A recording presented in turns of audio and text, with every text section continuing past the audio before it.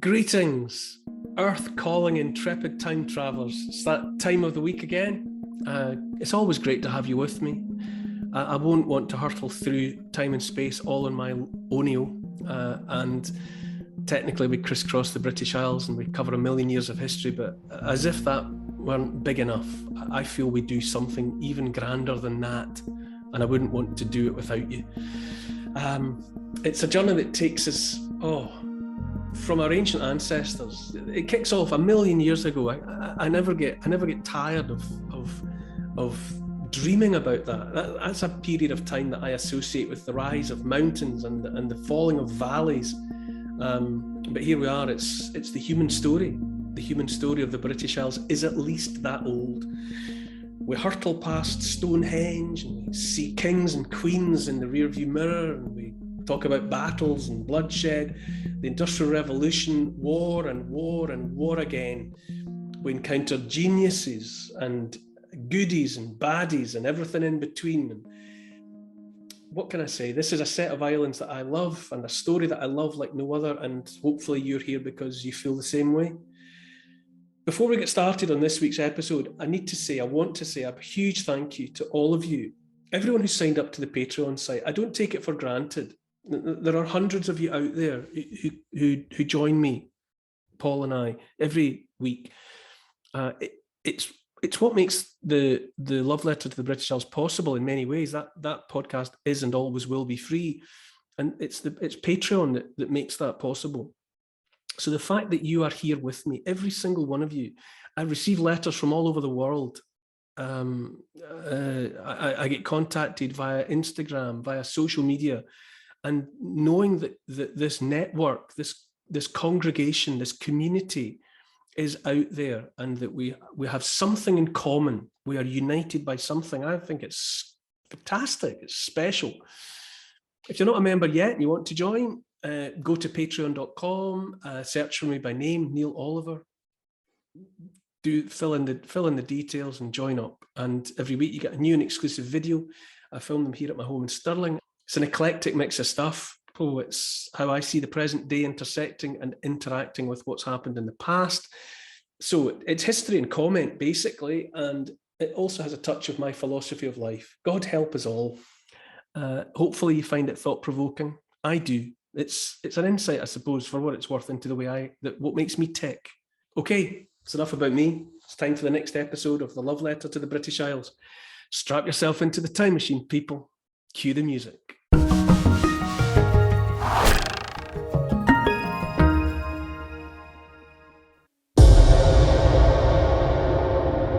Imagine what it would have been like when the bones were in there. The place would have been filled with the smell, the stench of death. In this week's podcast, I'm taking you to a place where our ancestors walked with the spirits, where people came to gather, to celebrate and to commiserate, filled with skulls, long bones and other human remains. A powerful building, aligned east to west, that makes the hairs of the back of your neck rise as you crawl inside. I'm stepping out across Britain to discover 100 remarkable places that have shaped you, me, and the whole world. I'm Neil Oliver, and this is my love letter to the British Isles.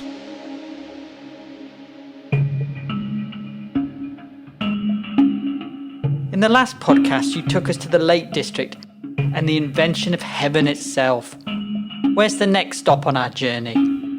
Well, we're travelling south to a place that, after 5,000 years, still has the presence to enthrall. It's one of the largest and most striking tombs in the whole of the British Isles. It's West Kennet Long Barrow in Wiltshire. It sits up on a ridge of high ground, so it's on a kind of a ridgeway. So when you're at West Kennet, you've got a view of the surrounding landscape. From an archaeological point of view, it fits into a set of tombs called the Cotswold Severn Group. Archaeologists for 100 years and more have enjoyed cataloguing things, grouping things together, seeing similarities of form and clumping them. It's quite a kind of a, there's a kind of an autistic side to archaeologists, I think. It's the same sort of motivation for alphabetising your DVDs and your books and everything. They want neatness. And so they decided that there were around 200 chambered tombs in the west of Britain, in England, that were similar enough to one another to merit being clumped. So it's called the Cotswold Severn group. And within that group, West Kennet is definitely the best. It's definitely the most famous. It's the biggest. It's the most spectacular. It's like the iconic Cotswold Severn tomb, and it's a joy to behold. You're down in a part of the landscape which, for me as a Scottish person, is quite exciting anyway, because it's very different to the landscape that I'm used to, say, in the part of Scotland that I live in. You're down amongst the chalk. You're down where if you scratch beneath the grass, you come down onto white chalk bedrock, and it adds a different atmosphere and a different look. It's a gentler landscape. It's more rounded, flatter than I'm used to. So I get quite a kind of a buzz of excitement just from being in that part of England, because it's quite different, and it inspires all sorts of thoughts and imagination for me. So West Kennet is this spectacular tomb. If you arrive at it, what you see is a long, elongated triangle, a grassy bump in an elongated triangular shape. But within it, what you've got is a mound built of this white chalk. It's in the intervening centuries and millennia, grass has grown over it. But when the tomb was in use as a tomb, it would have been white. It would have been this bright white mound on this ridge of high ground. So you'd have seen this from miles around. There's all sorts of theories about what the tombs were for. Obviously in part they were for containing some of the dead, but they probably did other things as well. In the same way that a church or a cathedral does more than just host funerals, these tombs would certainly have represented a lot more. Some people think that these tombs are sitting on old trackways, where people would maybe have been in the habit of moving their herds of cattle, their flocks of sheep, or just moving through the landscape. There would have been ancient trackways, and it seems reasonable. It's demonstrable in terms of the evidence that some of these tombs seem to be maybe pointing the way along some of these old trackways. Other archaeologists at other times have said that it's territorial, that people are stamping a bit of ownership on the landscape, and that at the time the best way to do it might have been to gather together the bones of some of your ancestors, keep them in a tomb in a highly visible location. It's like a declaration: we are here, this is ours, and we can lay claim to this place because our ancestors were here before us, and they cleared these fields, and they worked here and lived here and died here, so this is our patch. When you go to West Kennet, you definitely get the sense that you're visiting a sacred building. It's good to think about them in terms of a church or a cathedral, actually. There are good parallels, because people go to church and go to cathedrals, or they certainly did in the past, for all sorts of reasons. A bit of quiet contemplation, for a marriage, for a christening of a baby, for a funeral, all sorts of big events in the turn of the year. With these tombs, it was almost certainly the same. They were a focal point for a scattered community, and they would go there at certain times, sometimes all together as a group, sometimes just on their own as individuals, wanting maybe time to commune with the ancestors, to maybe pray to a higher God, all the sorts of things that people go to a cathedral or to a church for. There's certainly a burial aspect to these tombs, West Kennet included.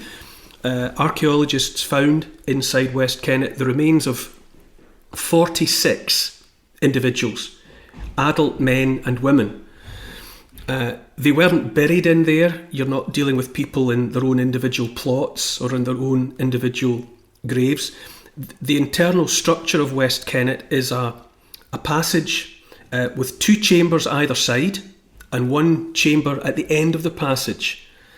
And these chambers are built of some of the local sarsen stone, which is a local raw material of that area, and also some limestone that had been imported from probably as far away as Bath and was incorporated into the structure. So this is inside the mound. You've got this passageway with chambers off of it, and the bones are grouped together in piles. So people aren't there as individuals. They're not there as your mum, your dad, your brother.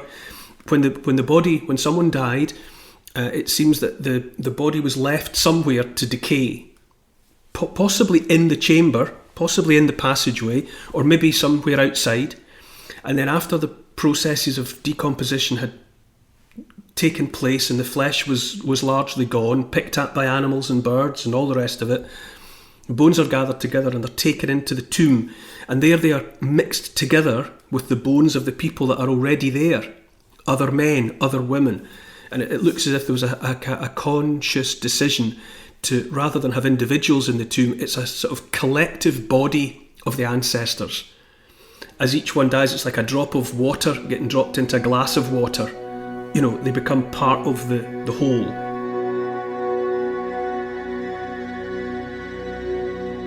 The tomb was open. So people were coming and going, and it looks almost certain that from time to time some of the bones were taken out, taken elsewhere. Maybe you would go in and collect some of the bones of the ancestors and take them outside for a ceremony or for a ritual, and then the bones would come back in. West Kennet seems to have been open for business, if you like, via its entrance for maybe 2 or 3 generations. It's hard to be certain.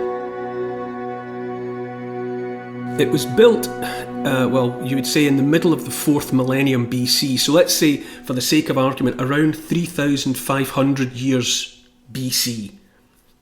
And once the passage was there, the chambers were there, and the whole mound was extended over the top of it, people were coming and going from the interior with bones and to do other things for 2, 3, 4 generations. And it's only an estimate. And clearly, given that when archaeologists excavated it, they only found 46 individuals, it's obviously not the village cemetery. It's not where everyone ended up when they died. The majority of the dead must have been dealt with elsewhere. And we don't know. Maybe the bodies were just left in a special area, but just to be, picked over by animals and birds and scattered. Or maybe they were buried, or maybe they were cremated. We don't know for certain. But in some kind of almost like an editing process, the community seemed to have taken decisions about what individual would have the honour or the privilege, I suppose, of being in the tomb. And maybe it was somebody who was very brave, or maybe a man who was very long-lived. Maybe it was a woman who had lots of children, and had been very fertile. Maybe it was somebody who was considered to be very wise. Only certain people were kept and put into the tomb. And again, why those decisions were made to keep certain people and not others, that's another of those things that we aren't able to divine. We don't know why that was.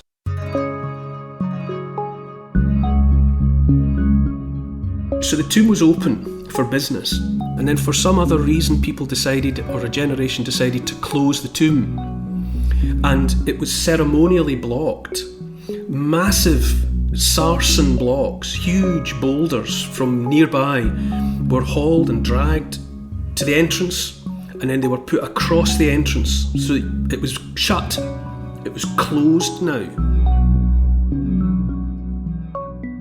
A decision was taken, and once that place was closed, it was never opened again. It was closed once and for all, and it remained closed then. And obviously down through the years, people have, tomb raiders have gone in and interfered with it and have gone inside it. And in the modern era, archaeologists have excavated it. But for the Neolithic farmers who built it around 3,500 years BC, they were finished with it. That they had no more use for it, or they certainly didn't have any more use for the inside. Maybe they kept on visiting it as a shape in the landscape, but they were no longer coming and going to the interior. So it's a place of questions. It's a place, in many cases, of mysteries. You want why Why did they build it in the first place? Why did they build it where they did? How did they make the decisions about whose bones were being incorporated inside? Why did they decide to close it? What happened? What decision was taken where they said, right, we're not going to come and go from the tomb anymore. We're going to block the entrance. There are so many unknowables, but it begs consideration, and you're left to wonder. And there are, as I say, there are at least 200 in the Cotswold Severn group, and there are something of the order of 30 or 40,000 chamber tombs in Western Europe. They're not just in Britain. This tradition of building stone buildings to contain some of the remains of the dead, it started in southern Europe. The oldest of them are in Spain, and then up through France. They started building them in Spain maybe 4,500 years BC. So the oldest ones in Spain are maybe 1,000 years older than West Kennet. And then it spread up through France and then into the British Isles, and eventually they're in places like Holland and Sweden. They spread right around a broad swatch of territory across the sort of Atlantic facade of Europe. Okay, so up through Spain, France, into Britain, and then up into the Low Countries and Scandinavia. These chamber tombs in Western Europe are some of the oldest stone buildings in the world. They're some of the oldest stone buildings on planet Earth. The oldest deliberately raised stone structures are at Göbekli Tepe in Turkey. They're 8, 9, 10,000 years BC. Incredibly old, raised stones. But the next oldest are the chamber tombs of Western Europe. You know, they're right at the beginning of human beings anywhere deciding to raise permanent structures using stone. So they represent a complete revolution, really, in the way people are thinking about the landscape. Imagine that for millions of years, and certainly for hundreds of thousands of years, human beings of one sort or another were walking around the planet. Well, it's only relatively recently that any of them had the idea to start building stone structures. All the time we were hunters, it just didn't happen. With farming, what archaeologists call the Neolithic Revolution, this decision to be in one place, have fields and domesticated animals and live like that revolution sparked off all sorts of ideas in people's heads. And they began thinking about the landscape differently. They began looking at the sky. They began noticing the repeating patterns of planets and the moon and the sun. West Kennet is orientated east to west, just like a Christian church is. And the main entrance of West Kennet faces east, just as the main entrance of any Christian cathedral or any Christian church does. They face the direction of the rising sun. So there's an extraordinary continuity in the human experience of that idea of acknowledging the rising sun. And so West Kennet points towards, its entrance faces the rising sun, because the sun will always have suggested to people the return of warmth, the return of light, the return of life. It's symbolic, it always has been symbolic of everything that makes life possible. And just as Westminster Abbey points at the rising sun, so does the entrance of West Kennet.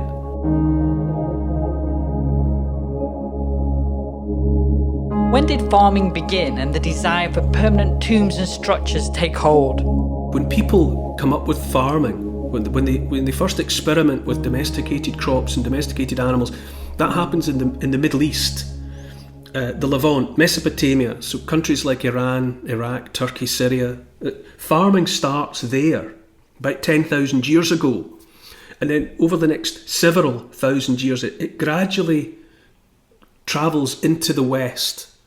And it either travels because people are moving, maybe in search of new land to cultivate, or maybe it's just the ideas. Maybe if you're living next door to people who are farming, you pick up the technology, and then it spreads from you to the next person without actually people moving. It might just be the idea that moves. But over a period of about 4,000 or 5,000 or 6,000 years, the idea of farming spreads all the way across the long European continent. But when it comes to Spain, Western Spain, Western France, the British Isles, that's the end of the line. You can't, until the Vikings or Christopher Columbus found a way across the Atlantic to the New World, that was the end of the line. And it looks as though when that technology took root in the West, on what archaeologists have sometimes called the Atlantic facade, the Atlantic edge, all sorts of ideas seemed to germinate and come to fruition. And it's in Western Spain that people started building these tombs, and then that idea seems to have caught on and gradually spread north through France, and then comes up, and then it's in the British Isles and Ireland, and then it keeps on spreading north. All these farming communities got into the business of building these things. So it's a combination of the location, that part of the world, that part of the landscape, and it's also the way in which being responsible for your fields and being responsible for your animals seemed to make people feel that they were now owners. They were owners of the world. They were owners of the landscape, owners of the fields, and they were putting their marks on it. Like human beings do. It's, like graffiti. I was here. When people feel that they own somewhere, often with that comes a responsibility or an obligation or just a determination to stamp your mark on it, so that the next person that comes along knows who it belongs to.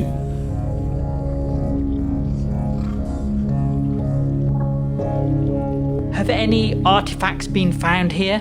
Yes, absolutely. Some pottery has been found in it. You quite often at West Kennet and others of the Cotswold Severn group, you find animal bones at the entrances quite often.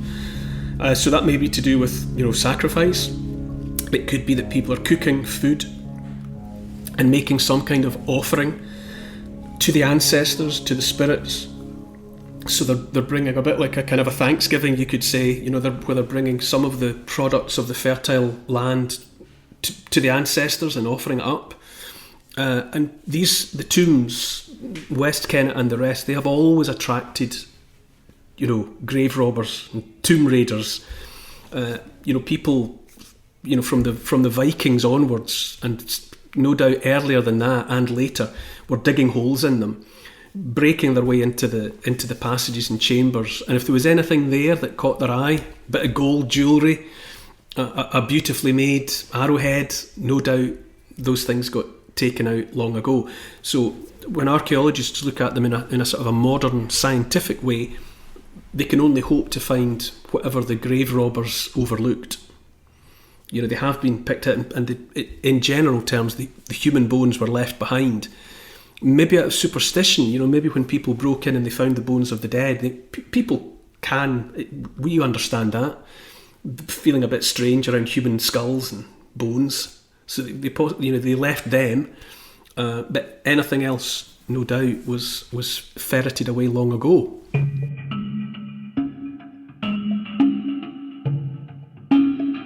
How important is this site to our understanding of the Neolithic in the British Isles, and what does it mean to you? I am drawn to these places, and obviously there's a much wider, a very obvious context within which a site like West Kennet has to be considered. From West Kennet you can see Silbury Hill, for example, which is the largest prehistoric man-made mound in Europe. It's huge. It sits on a footprint of about 6 acres. It's 130 feet tall. It's as big as some of the earliest pyramids.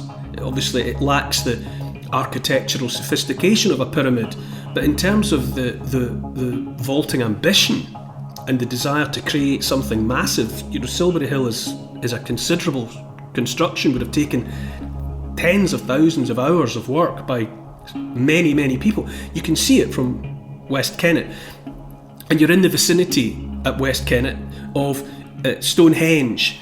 Avebury's not so very far away, so they all provide the context for one another. So while any one individual site like West Kennet is fascinating in its own right, you have to remember to kind of stop and look around and be aware that they're within a whole ritual landscape You're walking through a landscape that 4,000-5,000 years ago the farmers were altering, modifying and shaping in a way that made sense to them. So they were building tombs for the dead, but those tombs definitely would have served other purposes than just treating the dead. They were raising circles of stone, great avenues of stone that linked one place with another.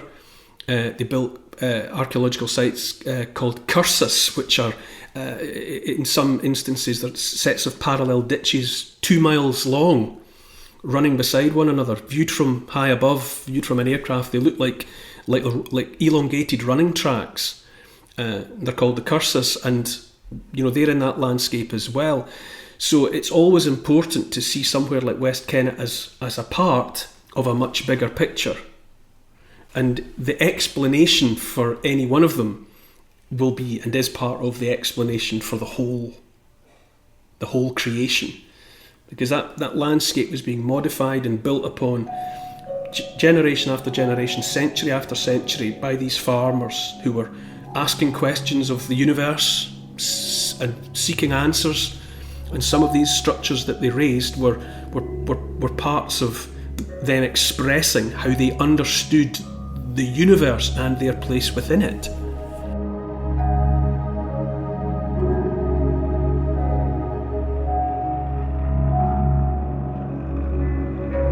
What would the natural landscape have been like? Would it have been heavily forested? Probably not. From excavations of the vicinity of West Kennet, the building of that tomb wasn't the first human activity there. There's already evidence of farming activity older than West Kennet. So before the tomb was built, there were already people making use of that landscape for farming. And there would have been more in the way of trees, I suppose, but it's probably not very accurate to imagine thick forest. There might have been open woodland, trees dotted about in the landscape, and gradually, as the farmers cultivated more and more of the landscape, there would have been fewer and fewer trees, certainly. And to begin with, there's always been theories that places like Stonehenge, the great henge monuments, the big circular structures that are made either of ditches with banks or circles of stone or combinations of the two, there have always been archaeological interpretations of those as having started out possibly as clearings. So in a landscape that was quite wooded, there may have been natural clearings, or clearings that hunters had made, because clearings attract animals. Animals are attracted, deer and the rest are attracted to where the new grass and new shoots come in a clearing. So you've got somewhere you can go to hunt, because animals will tend to be there. So the hunters may have opened up these first clearings. And then gradually all the trees are gone as the farmers domesticate the whole landscape. But there may have been a memory of the first clearings, and those first clearings may have served other purposes.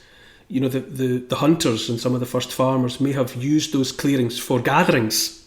It would be a natural place for people to come together in numbers. And then after all the trees are gone, people might still have remembered where the clearings were, and may have recreated the look of the clearing by building, first of all, circles of timber posts, because all these places like Stonehenge and the rest of the stone circles, they're usually predated by a circle made of timber posts. And so the first of it may have been people recreating the missing clearings. And then after more time passes, and maybe those timber posts rot and fall down, people decide to replace them with something more permanent. So instead of wooden posts, you get yourself some tall upright stones, and you put them in a circle. But it might still be a conscious remembering of a circular clearing in the woodland where the ancestors used to go and light fires and tell stories and maybe perform rituals and ceremonies to do with their lives, and that generations later people still wanted to go to the same place. So now first of all they mark it with a circle of posts, and then after that they replace the posts with a circle of stones. That's a process that goes on to this day. You know, if you go into a graveyard where someone has been recently buried, usually their grave is marked with a wooden cross, but it's only temporary, and it gives the family time to organise a permanent headstone. And so in time the wooden cross is set aside and it's replaced with a stone. So that process of working first of all in timber and then replacing it in stone is something that's happening today. And so it was then. In all cases, the tombs, the henge monuments, the mound like Silbury Hill, these are places where people are saying this place is important. You know, there's the wider landscape, but there are certain places, maybe associated long ago with an action by an individual, a battle, a death, a burial, who knows? But people decide that there are certain places that they will remember. And in order to remember, they put something there as a marker. Possibly a tomb with some bones of ancestors, possibly a circle, something you can find so that you can tell people, I'll meet you at midsummer in the circle. And you know that people will go there. And that kind of setting aside of special places would matter for communities that are living quite scattered lives. You know, you're talking about tiny populations in England, in Scotland, by our standards, a few thousand people, and they're living in farming communities, and for most of the year they're probably just themselves. But you can't live like that. There come points in the year or in a lifetime when you need husbands for your daughters, you need wives for your sons, you need new tools. What are you going to do? Well, it helps a great deal if you know that there are certain places in the landscape where every year, maybe in midsummer, everyone gathers. So you think, well, we'll go there when the sun is high and the days are long and the nights are short. We'll go to that place where there's the mound or the circle, and we're guaranteed to meet people. And we'll find partners for our children, and we'll get more raw material for tools, we'll get clay pots. You know, we can trade, we can do all the things that people do when they get together. You know, so these places like the tombs, like the circles, it's social media. You know, you know where people are. You can find people on Facebook, you can find people on Twitter. Well, 5, 6, 7,000 years ago, people knew that they could go there and meet people. That's what it's always been about. People need places where they know people will gather and they can go and get in among them. And perhaps more than anything else, that's what places like West Kennet mean. They're memorable, visible places in the landscape where people know other people will go at certain times of the year.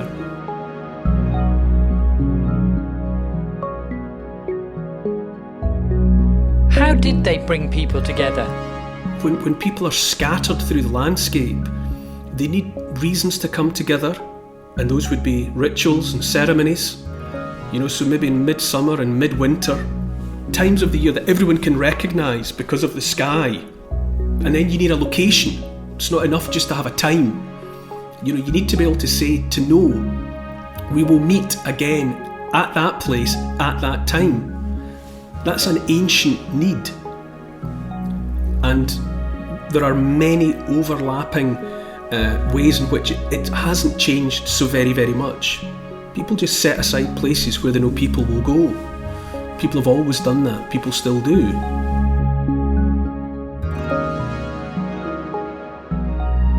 When you visit West Kennet, can you still sense the history there?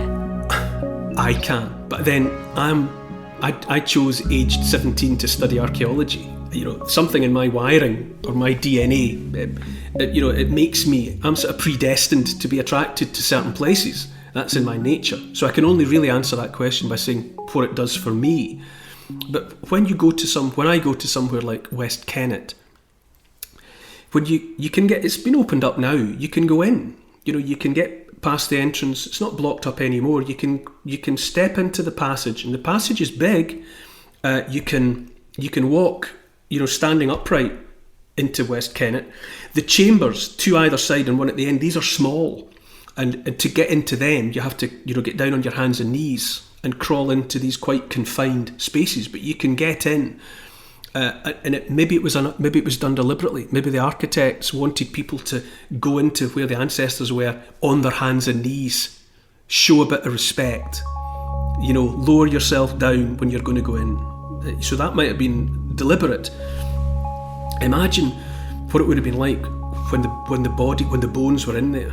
The place would have been filled with the smell, the stench of death, stronger at different times of the year. And when a body had recently been, when the bones had recently gone in. Now, we've got no way of knowing if that was a smell that horrified those people or if it caused some other sort of emotion for them. We cannot know. They lived lives surrounded by slaughtered animals and a whole world of smells and of each other, unwashed bodies. They would have had different sensitivities.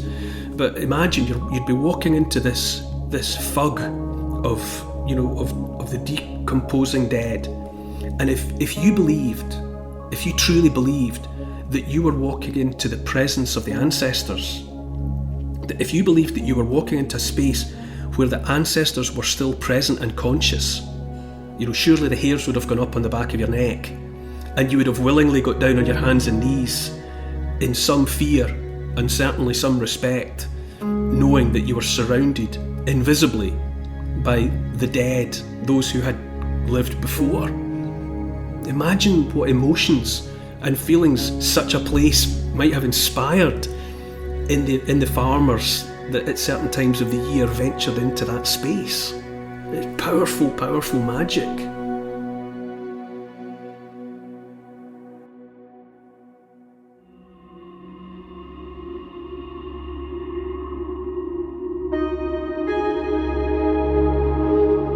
Some 5,000 years ago, building began. Work that would lead to a monument that is still famous around the world. A powerful place that tracks the light and marks the seasons. And it's still revealing its hidden secrets to this day. Next time, in my love letter to the British Isles. To ensure you get each new episode of this podcast as it goes live, don't forget to subscribe, write a review, and share it with your friends. You can follow in my footsteps as my journey unfolds across these isles of ours by going to my podcast's Instagram account, Neil Oliver Love Letter, and seeing the places I've chosen. For further reading about these favourite destinations of mine, you could try my book. It's called The Story of the British Isles in 100 Places, and it's published by Transworld. Neil Oliver's Love Letter to the British Isles is produced by Neil Oliver and Paul Ratcliffe for Fat Belly Films. The music is by Malcolm Goldie. Additional research was by Oscar, Evie, Lucian, Archie and Teddy. The finance was taken care of by Catherine and Trudy. Post-production was at Althorpe Studios, and the graphics are by Paul Plowman. And special thanks to the people across history who have made and continue to make these isles such an incredible place. This has been an FBF Podcasts production.